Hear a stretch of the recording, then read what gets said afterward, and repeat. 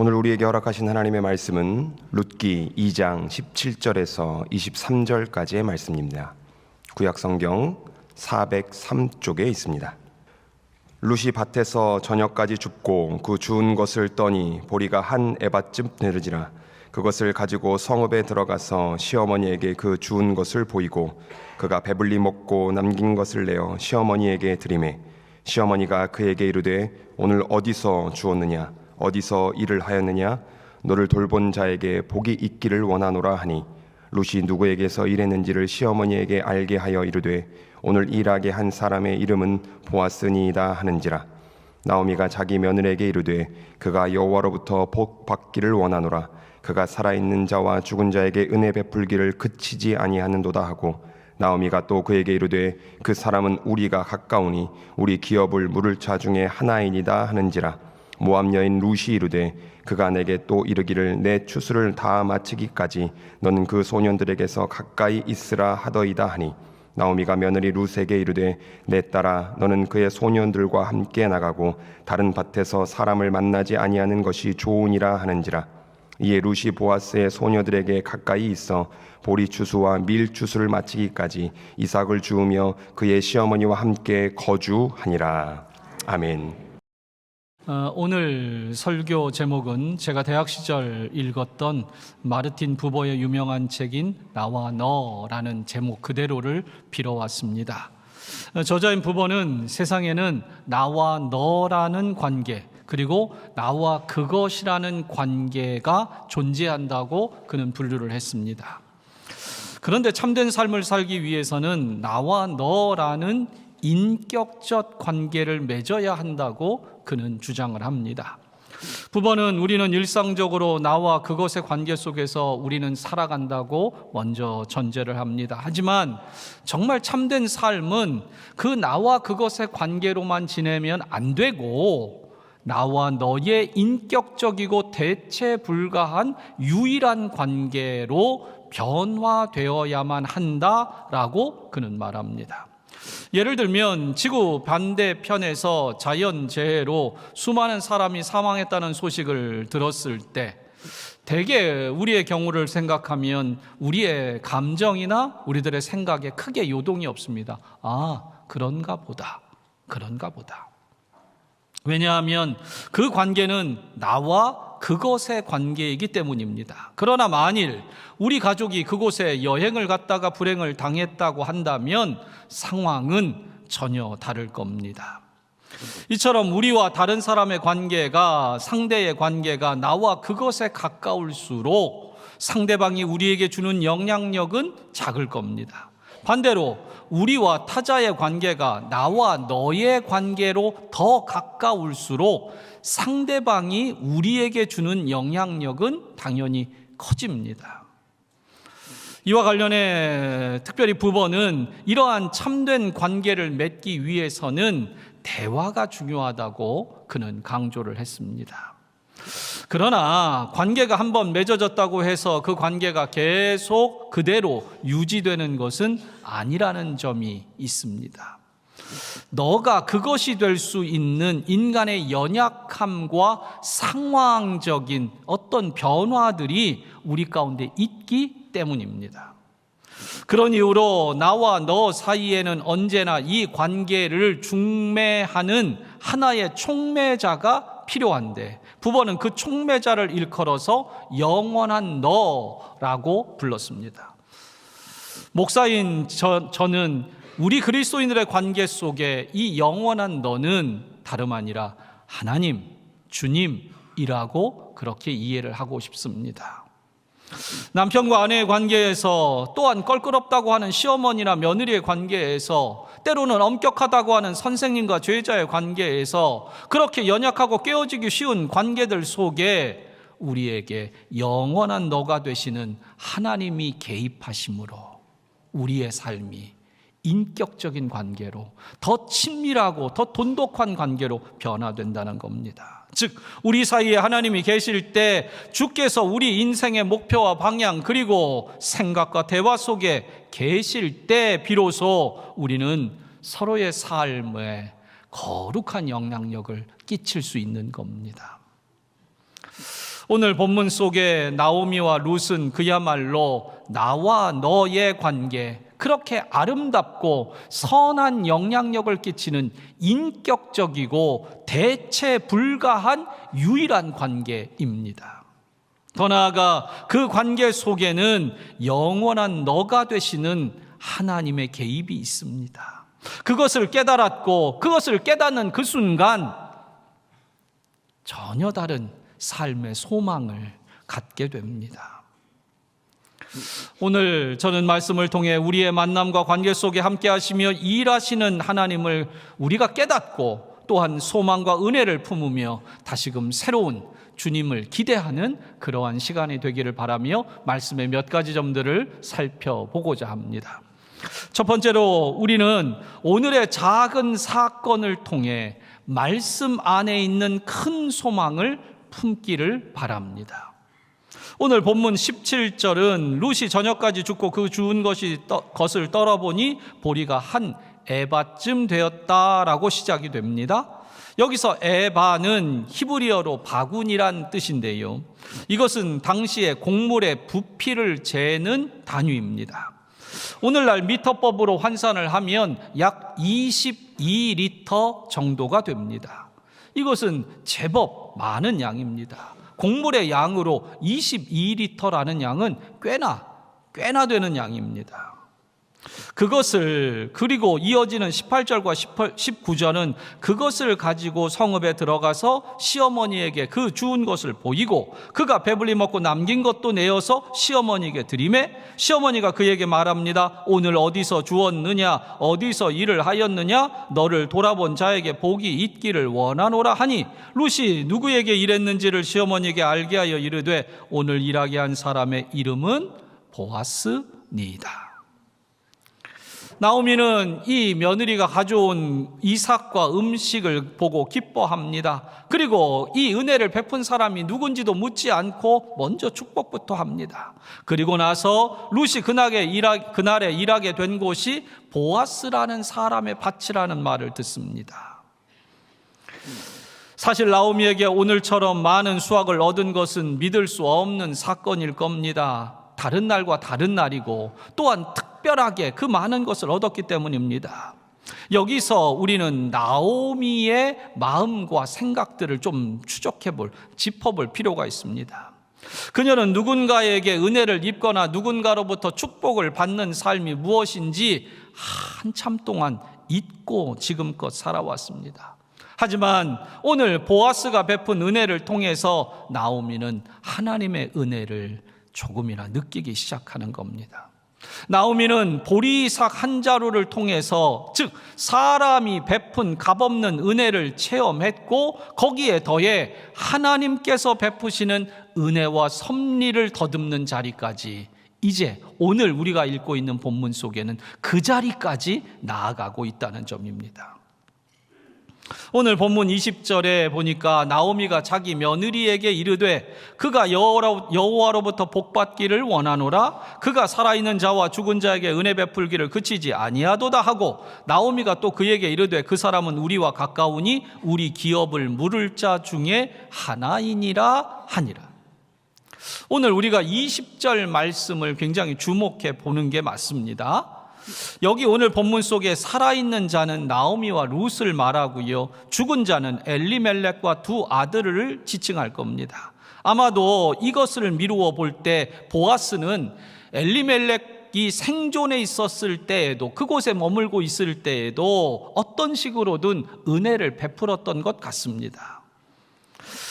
계속해서 나오미는 그 엘리멜렉 가족에게 은혜를 베푼 보아스가 누구인지 룻에게 설명을 더 이어갑니다. 과거에, 지금 우리에게 은혜를 베풀었고 과거에 은혜를 베풀었던 것, 그것만이 아니라 지금 현재와 앞으로 어떻게 될 것인가에 대한 이야기를 계속합니다. 그 사람은 우리와 가까우니 우리 기업을 물을 자 중에 하나이니라. 여기 기업 물을 자라는 이 표현은 우리가 보고 있는 룻기 4장까지 되어 있는 이 짧은 룻기의 이 내용 속에 총 13번이나 이 기업 물을 자라는 표현이 등장합니다.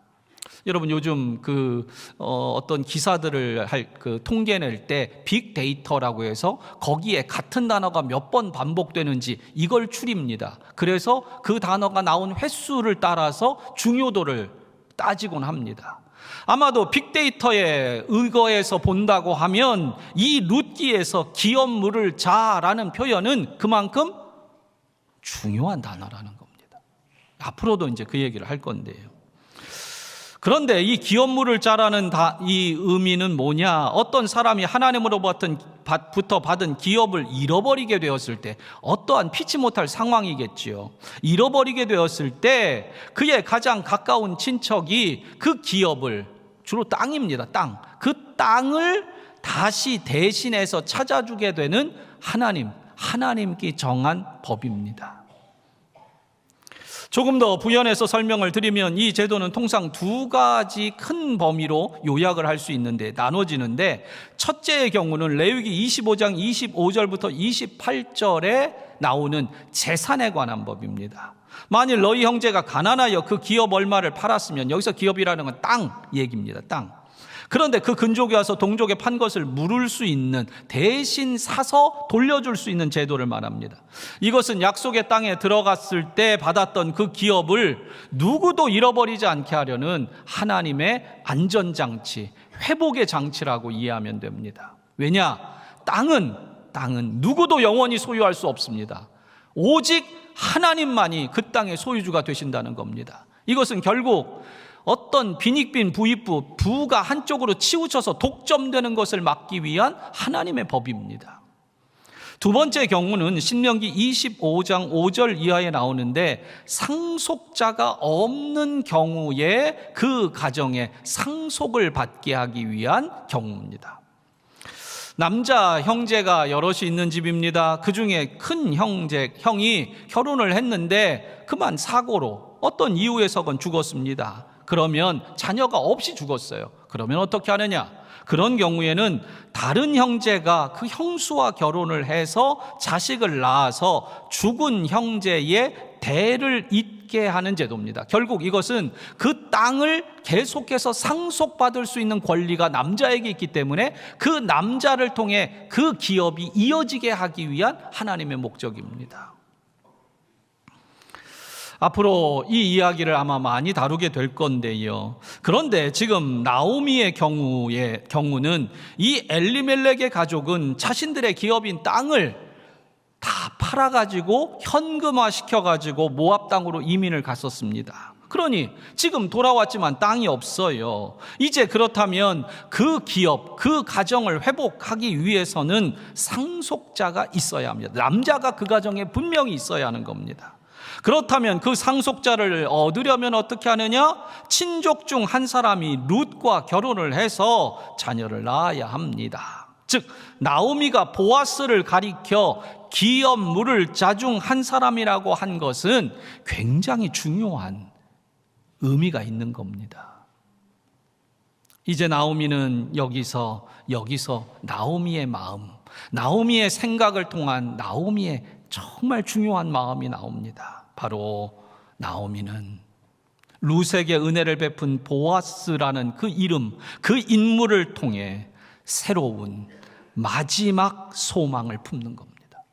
새로우면서도 이것은 마지막 그녀가 품을 수 있는 소망이에요. 자신의 삶의 어떤 것도 자신이 바꿀 수 없는 상황입니다. 그런데 이제 보아스? 그 친족인데 우리에게 은혜를 과거에도 베풀었던 사람이고 오늘도 너에게 은혜를 베풀었다면 그는 우리 가정의 기업을 물을 책임 있는 사람 중에 하나야 라는 겁니다. 그리고 20절부터 23절까지 해서 나오미는 이제 며느리 룻에게 지혜롭게 지시를 합니다. 당부를 하는 거예요. 가르쳐 주는 거예요. 이제 추수가 끝날 때까지 보아스의 밭 외에 다른 밭으로 가지 말라고 말합니다. 그리고 룻은 그 시어머니 나오미의 말대로 밀추수를 마치기까지 이삭을 주우며 그곳에 함께 있었다는 겁니다. 여러분, 오늘 이 전체적인 맥락을 설명드리며 우리가 한 가지 기억해야 될 것이 있습니다. 오늘 우리에게 벌어지는 작은 사건들 속에 하나님은 반드시 우리에게 소망의 씨앗을 꼭 알려주시는 것 같습니다. 저는 인생은 두 가지 사자로 하나님이 다루신다고 생각합니다. 하나는 사람, 하나는 사건. 그런데 저는 때로 이 사자를요, 그냥 사자로 생각하지 않고 죽을 사자로 생각합니다. 왜냐? 나를 죽도록 힘들게 만드는 사람을 통해 나의 인격을 바꾸고요, 내가 죽을 것만 같은 어떤 사건을 통해 나로 하여금 하나님을 바라보고 하나님께 소망을 두게 하기 때문에 그렇습니다. 여러분, 혹시 지금 나를 죽도록 힘들게 하는 사람이 있고 나를 너무도 죽도록 힘들게 하는 사건이 있다면 그것을 통해 우리는 소망을 품을 수 있습니다. 오늘 여기서 우리가 주목해야 되는 건 바로 그녀가 이 소망을 품게 된 그 결정적 조건이 뭐냐? 바로 말씀입니다. 하나님께서 정해놓은 율법입니다. 지금 그녀는 이 율법, 고엘제도라고 하는 이 하나님의 법, 이것이 자기와 여태까지 전혀 상관이 없었습니다. 그런데 지금 자신의 처지가, 기업이 아무것도 없고 이제는 더 이상 소망이 없는, 그저 이삭이나 주어서 연명을 해야 되는 평생을 바라보는 그때에 하나님의 법이 있다. 하나님의 법이 있어. 곧 나와 상관없던 그 말씀 속에서 생명을 소망하게 되는 겁니다. 여러분, 복음은 여태까지 나와 관계없었던 그 말씀 한 구절이 내게 소망으로 받아들여지는 겁니다. 아무 관계없고 그 말씀이 무슨 좋은 말씀 정도 되는 줄 알았는데 내 인생의 끝자락에서 그 말씀이 내게 생명이 된다는 걸 깨닫는 겁니다. 그리고 거기에 나의 모든 마지막 소망을 거는 겁니다. 나오미는 룻에게 말했을 겁니다. 야, 너에게 보아스가 특별히 오늘 은혜를 베풀었다고, 내가 어디서 온 누구인지 알면서도 너에게 은혜를 베풀었다고. 그래, 이제 생각해 보니까 율법에 따르면 그는 우리의 가정을 회복시킬 수 있는 기업을 물을 사람이야. 야, 그렇다면 우리 가정은 하나님의 말씀 때문에 회복될 수 있겠구나. 하나님이 정한 법 때문에 우리가 회복될 수 있겠구나. 사랑하는 성도 여러분, 나오미는 하나님의 법, 곧 말씀을 통해 마지막 소망을 품을 수 있었습니다. 그렇다면 오늘 이 자리에 앉아 계신 여러분에게도 저는 권면합니다. 도전합니다. 여러분이 지금 어떠한 근심과 어떠한 고난과 어떠한 말로 해결할 수 없는, 풀어낼 수 없는 삶의 가장 힘든 순간을 맞이하고 있다면 여러분, 하나님의 말씀이 여러분에게 소망이 됩니다. 시편 107편 19절 20절은 말합니다. 이에 저희가 그 근심 중에서 여호와께 부르짖음에 그 고통에서 구원하시되 저가 그 말씀을 보내어 저희를 고치사 위경에서 건지시는도다. 여러분, 오늘도 우리를 고치는 건 하나님의 말씀입니다. 상황을 바꾸시든 상황을 이겨낼 내 마음을 변화시키시든 오늘도 말씀을 보내사 그 말씀을 통해 소망을 품게 합니다. 시편 119편 49절은 주의 종에게 하신 말씀을 기억하소서, 주께서 나로 소망이 있게 하셨나이다. 여러분, 말씀 속에 소망이 있습니다. 이 한 절 말씀 속에 여러분의 인생을 바뀔 수 있는 하나님의 큰 약속이 담겨져 있습니다. 여러분, 어려움과 위기를 당할 때 그때 사람 찾아가지 말고요, 하나님의 말씀 앞에 앉으십시오. 그리고 그 말씀을 펼쳐 읽으세요. 그러면 지금까지 나와 관계없었던 말씀인 것 같은데 그 말씀이 우리 가정에 적용이 되고 내 삶의 회복의 근거가 되며 내 인생이 변화될 수 있는 약속의 말씀으로 소망을 품게 될 겁니다. 두 번째로, 우리는 서로에게 하나님의 은혜를 끼치는 상생의 관계를 살기를 부탁드립니다. 나오미는 모압을 떠나 베들레헴에 올 때만 해도 지칠 대로 지쳐 있었습니다. 낮은 자존감으로 스스로 비하하고 그야말로 까칠했습니다. 그런데 오늘 본문에 보니까 그녀의 태도가 변한 것이 짐작이 되는 구절이 있습니다. 19절에 너를 돌아본 자에게 복이 있기를 원하노라. 생을 비관하고 슬픔에 잠겨있던 한 여인이 이제는 그 이삭 주워온 것, 그 음식을 가져온 것을 보고서도 다른 사람을 여호와의 이름으로 축복하고 있습니다. 나오미가 고향 베들레헴으로 귀향할 때 그녀는 자신에 대한 부정적인 자아상으로 가득했습니다. 극도의 절망감으로 가득했습니다. 그래서 그녀는 나를 말하라, 고통이라 칭해라, 전능자가 심히 괴롭혔다. 풍족하게 내가 나갔더니 이제는 여호와께서 비어서 돌아오게 했다. 여호와께서 징벌하셨고 전능자가 나를 너무도 괴롭게 했다. 그런데 이제 그렇게 말했던 그녀의 입술에 복이 있기를, 그것도 여호와의 복이 있기를 원하노라라고 그녀는 말합니다. 바로 그녀의 변화입니다. 영적인 변화입니다. 하나님의 은혜를 사모하는, 아니 하나님의 은혜를 이제 조금씩 깨달아가는 그러한 나오미의 변화입니다. 더 나아가 자신을 향한 하나님의 은혜를 그녀는 생각합니다. 벌하고 괴롭히는 하나님이 아니라 무너졌던 내 가정을 회복시키는 기업 물을 자가 있게 하시는 하나님의 은혜를 그녀는 지금 소망하게 된 겁니다. 그런데 이러한 나오미의 변화가 누구 때문일까 생각하면 한 사람밖에 없습니다. 지금 나오미 곁에 누가 있습니까? 며느리 룻뿐입니다. 그녀의 성실함과 그녀의 순전한 따름이 그 어머니의 마음을 이 베들레헴까지 이르게 했고, 또한 그녀의 묵묵한 그러한 수고 덕분에 지금 이 걸음들, 이 마음들이 그녀가, 나오미가 회복이 된 겁니다. 즉 나오미는 그 룻이 가져온 그 보리 한가득, 그리고 보아스라는 이름, 그걸 통해 그 마음이 회복된 겁니다. 즉 여러분, 저는 누구에게나 이런 룻과 같은 사람이 내 곁에 있었으면 좋겠다, 그런 생각 듭니다. 그런데 여러분, 룻과 같은 사람이 내게 있는 것, 이것도 복이겠지만 내가 룻과 같은 사람이 되어 누군가 지치고 피곤한 그 사람 곁에, 외롭고 절망하고 있는, 하나님을 향해 원망하고 있는 그 사람 곁에 머문다면 그게 더 복된 일 아니겠습니까? 그녀는, 나오미는 이제껏 자신의 삶에 하나님의 은혜가 있다는 걸 깨닫지 못했습니다.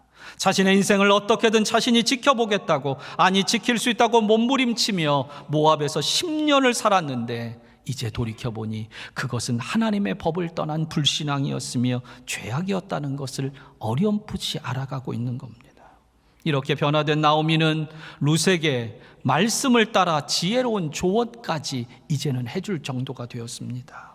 그렇게 룻과 나오미는 하나님의 말씀 안에서 함께 새로운 소망의 꿈을 꾸게 된 겁니다.